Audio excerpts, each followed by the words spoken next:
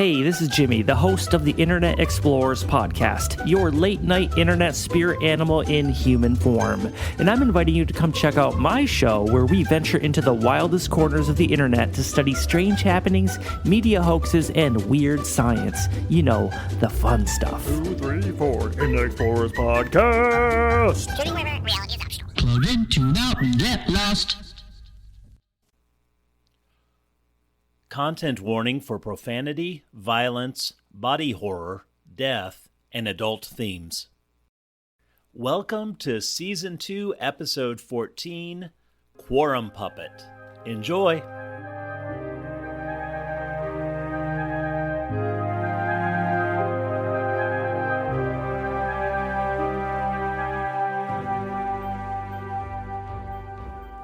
At morning check-in, Lucy asked Wendell for a favor. I've got a staff meeting this afternoon and I can't make it. There's a patient I really need to follow up with, and that's the only time she can make it. Would you do me a huge favor?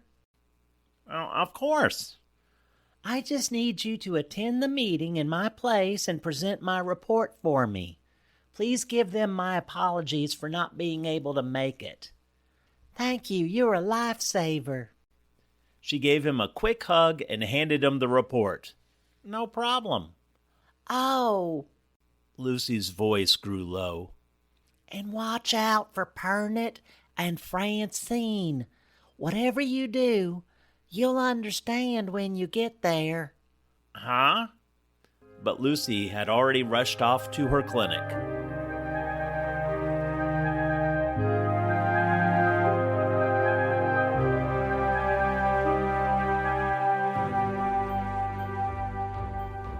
Wendell was finishing up some paperwork on his emergency department shift when a loud alarm went off. The overhead called incoming trauma in Bay 1. At Bay 1, the team was already waiting. There was Dr. Spector, the respiratory team, and trauma kits were unfolded in preparation. "Surgery is on the way," someone called. All that was known was that someone had been attacked by killbots and left for dead. However, after the bots left, others checked on him and noticed he was still breathing. Barely, but still breathing. Previously, the killbots would have made it quick, but this time they seemed to be toying with the man. Dr. Mentor, Kermit, and a surgery nurse walked in and got history. Kermit was about to unpack the surgical trauma kit when Dr. Mentor put his hand on Kermit's arm. Wait, don't unpack it yet, unless we know if it's needed. Some of those supplies are expensive. Kermit stopped and waited for the others. A minute later, the ambulatory medics rolled the patient in on a stretcher. He was an older man who had clearly enjoyed eating his whole life. He almost looked human with the exception of a long trunk hanging off his face and floppy elephant ears lined with earrings. Gashes flayed on the skin of his arms, his trunk, and his chest. His left arm had been cut down to the bone, and blood was now barely dribbling out. The ambulatory medics had a manual breathing bag and were pumping oxygen into his lungs. Unfortunately, the cuts on his chest were so deep that bits of pink lung tissue bulged out with each forced inhalation. One medic was finishing chest compressions and stepped away quickly so Kermit could place a cardiac compressor. This was essentially a C-clamp device that attached to the trauma bed and gave chest compressions.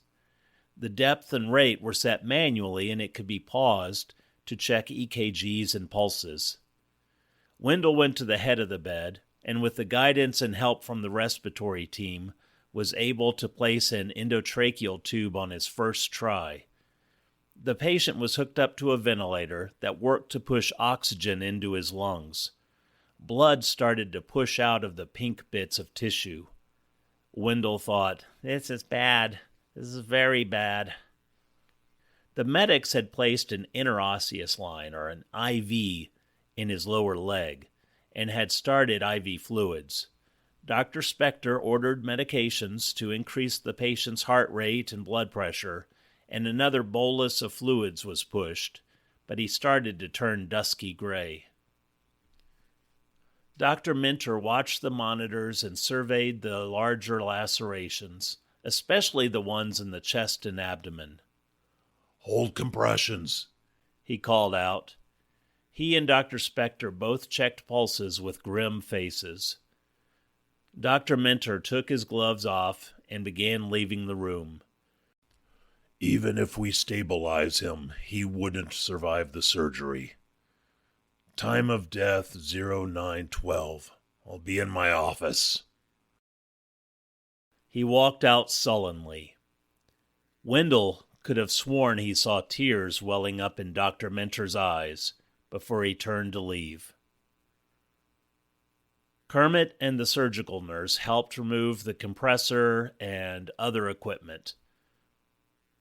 Kermit had seen plenty of death in the battle cages, so this was nothing new. However, even then, it wasn't so savage.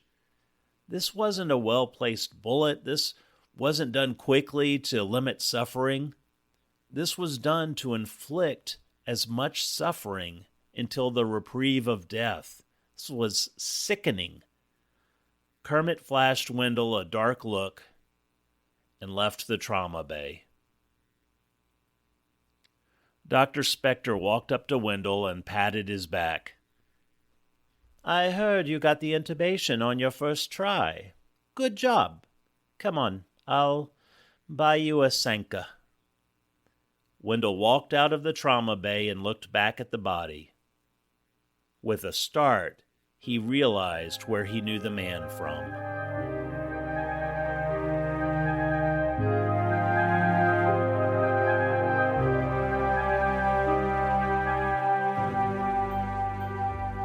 In the cafeteria, Dr. Spector and Wendell drank their Sankas in silence for a good long while. Wendell didn't mind, but this wasn't typical. Usually, Dr. Spector bounded from patient to patient with unending energy. She absently stirred her black coffee around and around. Finally, Wendell broke the silence. I knew him. Oh, yes, from the cafe? Yes, how did you know? We all knew Barley. I don't think there's a soul who grew up here that wasn't helped by him at one time or another. Yes, I had ordered the wrong thing at lunch with Kermit, and when I told him where I was from, it was like he knew exactly what I wanted for lunch. I offered to pay for the wrong meal I had ordered, but he refused. He told me to donate it to someone worse off than me. Dr. Spector smiled. Yes, that was Barley. He started the homeless mission, the children's clothing drive, all sorts of charities. What happened to him? I don't know. Maybe his kind heart tanked his business sense and he wound up in debt. Unfortunately, that's how it works. And remember, failing residency is a breach of contract. She gave him a hard stare. I've seen the work of killbots before, more than I care to count, but they've never been like this. There's no delicate way to put this, but before they were professional, a quick death. That wasn't a quick anything. No, that was savage. I've heard from colleagues who are seeing the same thing, but we all thought or hoped it was an unfortunate one-off. She turned back and asked for her Sanka, while still stirring her cup. Wendell sipped his Sanka, unnerved by seeing Dr. Spector unnerved. They sat in silence a while longer, and finally Dr. Spector dredged to the last of her coffee and stared hard at Wendell with moist eyes. You can't fail this program, and Dr. Minter is out to get you. Why? I don't know. To bring back his wife? His wife? Do you not know what happened to Philip's wife? No, I must have arrived after the exposition dump. Well, he was a talented young doctor on his home planet. His wife was diagnosed with a rare and aggressive cancer. He wanted to take her for treatment, but her family refused. They had been contacted by someone who wanted to use some sort of scam treatments instead, and as much as Philip tried to convince his wife and her family to get standard treatment, nobody would listen. But he's, Yes, but hometown prophet and what such. She died terribly. After that, Philip decided he would never allow scam treatments or, in his mind, inferior medicine to hurt another person. So by culling the herd, as he calls it with residents, he thinks he is saving lives. And you are next if you are not careful, Wendell. That is so sad about his wife. Yes, it is. Oh, I have to get ready for an afternoon meeting. See you later, Wendell. She got up and walked out of the cafeteria. Meeting. Oh, that's right. And Wendell rushed out also.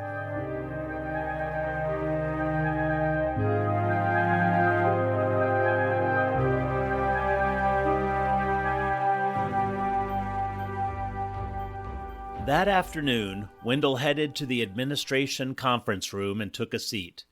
There were several attending physicians there he knew, including Dr. Spector, and a few more from the local medical school he had not met before. A kindly old man shuffled into the room. He had red, papery skin, the wisps of a comb-over, but with tendrils instead of hair, and thick glasses. He bent over his cane and took a seat to the left of Wendell. Well, at least Dr. Minter's not here, Wendell thought to himself. The universe replied with Dr. Philip Minter entering the room and taking a seat to chair the meeting. Under the table, Wendell gave the universe the middle finger. Where's Dr. Loggins? She asked me to extend her apologies. She's tied up with a patient and can't make the meeting. I have her report to present to the committee, announced Wendell. Dr. Minter stared at Wendell for a long time and then resigned. If you think you can handle it, doubtful you can. As Wendell was new, each member took turns briefly introducing themselves. The old man sitting next to Wendell was Professor Pernit. Wendell gave the universe 2 middle fingers under the table. We are also missing Mrs. Stipple today, as she had a previous engagement. Therefore, we do not have quorum for voting matters. I recommend quorum puppet. The group agreed, and Dr. Minter reached behind him and dug through a cardboard box. He noticed the confused look on Wendell's face.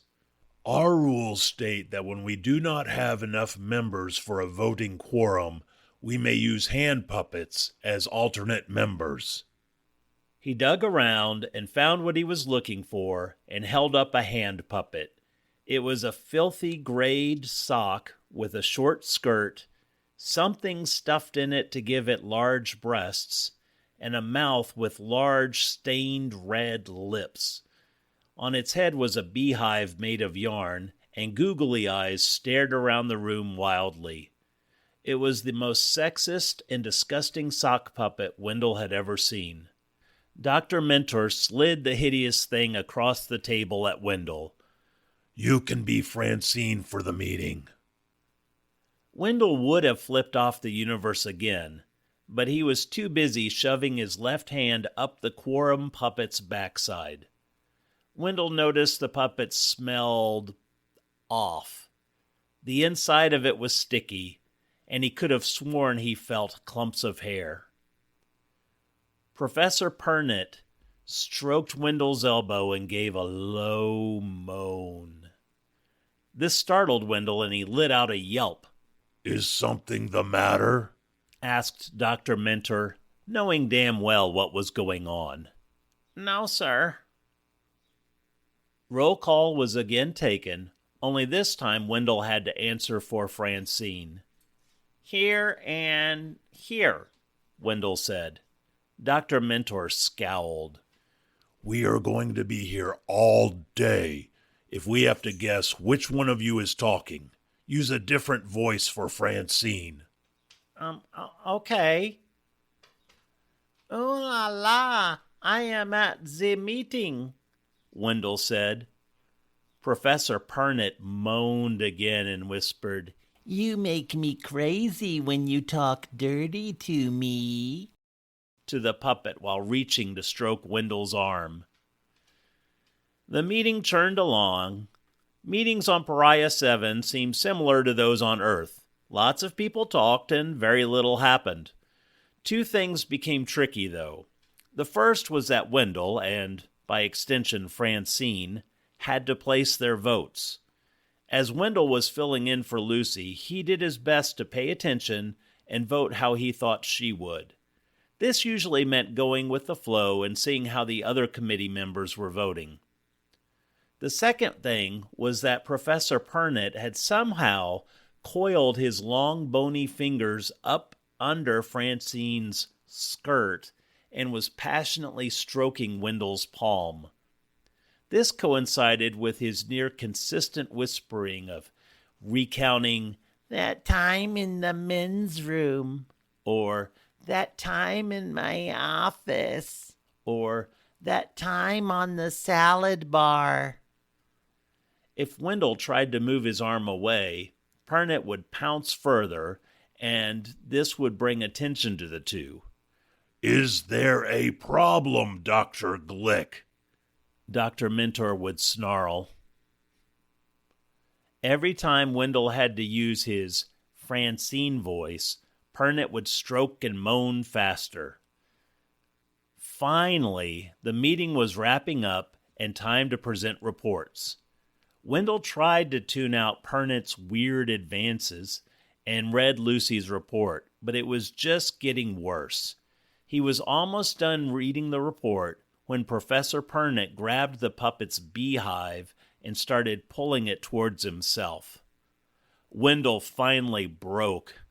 God damn it, would you stop? For shit on a shoehorn, it's a puppet, you old weirdo. There was silence. Professor Pernit was seething. Wendell looked around the room for support, but everyone was shaking their heads in disappointment. Well, with the exception of Dr. Spector, who burst out laughing. She gave Wendell a small thumbs up. Mentor broke the silence.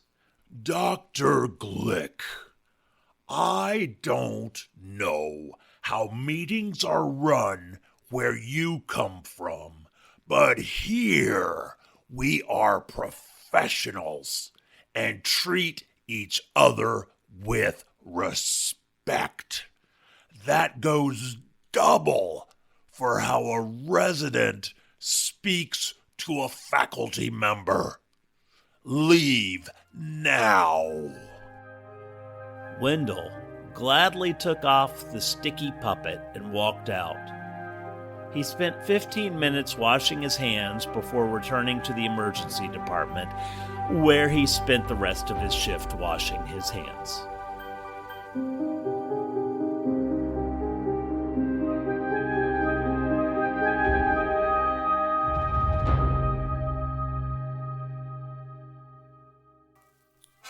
A discount story time, discount idea. Do you think I'm messing around? I'm not messing around. Take a good look. I'm wearing my all-business Hamburglar costume. Thank you so much for listening. From a writing and production standpoint, Season 2 is in its kind of final stretch. I mean, there's still several episodes left to go. And Season 3 is starting to get put together. Again, based on one of my all-time favorite movies. And feel free to drop me a line and guess what? Nope, not that one. Guess what the movie is. Until next time, be sure to play nice with others, be super duper kind to yourself, and as always, remember to laugh. Bye.